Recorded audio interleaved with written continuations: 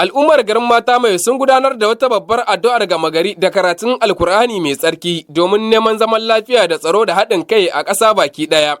An gudanar da wannan taro ne a yau Lahadi 8 ga watan na Fabrairun 2026 bisa shirin da ƙungiyar makaranta na ƙaramar hukumar birnin Mata Mai suka shirya. Taron ya samu halartar Firefe na gundumar Takance, wakiltaccen shugaban da'irar ta Mata Mai, da shugabannin hukumomin tsaro, sarkin matasan Kance da kuma malaman addinin musulunci da ɗimbin al'ummar garin Mata Mai. An fara wannan taro ne da karatun Alkur'ani mai tsarki, sannan aka biyo baya da addu'o'in alkunutu, inda aka roƙi Allah maɗaukacin sarki da ya saukar da zaman lafiya da kwanciyar hankali a ƙasa baki ɗaya. Masu shirya wannan taro sun bayyana cewa makarantun karatun Alkur'anin sun kammala sauka 965 na Alkur'ani mai tsarki tare da ambatan hasbunallahu wa ni'mal wakil so da dama, domin neman zaman lafiya da haɗin kai a ƙasar nan. Hakan kuma a yayin wannan taruka an tara kuɗin da suka kai miliyan 8,832 domin tallafa ma wannan shirin. Abin da ke nuna goyon bayan al'umma ga matakan hukumomi na sake gina ƙasar nan. Kuma wannan shi ne ya nuna son ƙasa. Babu wani abu wanda muke iya dogaro da shi illa addu'a. Don hare-haren da ake kawo mu da niyyar da su wannan mutane suke da musa da ƙasarmu, mun san ba ƙarfinmu ba ne. Wannan addu'o'i ne da muke gaya ma Allah ba dare ba rana. Kuma wannan abu da aka yi yau, wannan labari da aka bamu, to gaskiya sai a ce dai kawai Allah saka da alheri. Kuma mu ci gaba da yi. Ba mu da wata ƙasa wadda ta yi wannan.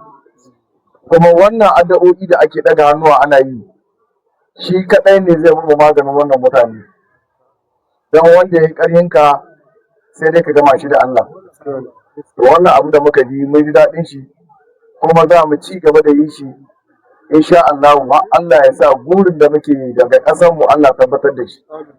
Don ko wanga sabga Alƙur'ani da ake yi umarni ne da aka bada na magabata. Don su da ya ana yi kuma ƙara yi ake yi insha Allah. Don ku jama'a mu musulmi makamin shi dai babban makamin shi addu'a ne. To ana yi kuma ana ci gaba da yi. Duk wanda ya zalunce ka yana jin ya hika ƙarhi, a'a addu'a wanda ya koma ga Allah addu'a shi ne makamin shi.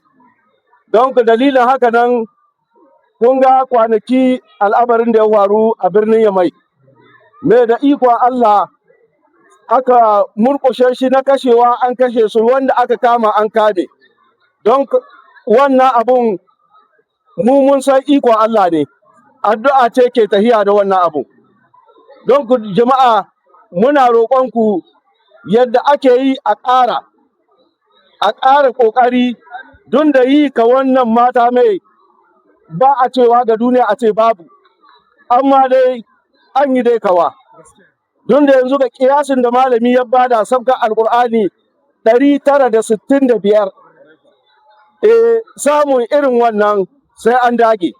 Wannan shugaban ƙasa da Allah ya kama na shi alheri ne, kuma zawwashi ya sa mun gane abubuwa da yawa, kuma mun gane inda duniya ta sa gaba. A matsayina na shugaban matasa Muhammad Nuru Leji, kenan ina jan hankalin da mu da uwayenmu duka gaba ɗaya, da malamanmu da sarakunanmu da shugabanninmu masu albarka, mu tashi mu duƙufa kullum ba dare ba rana, ba ruwa ba iska, kurin mu tsaya tsayin daka mu ƙasar mu addu'a, saboda ba mu da abin da yake ƙasar mu.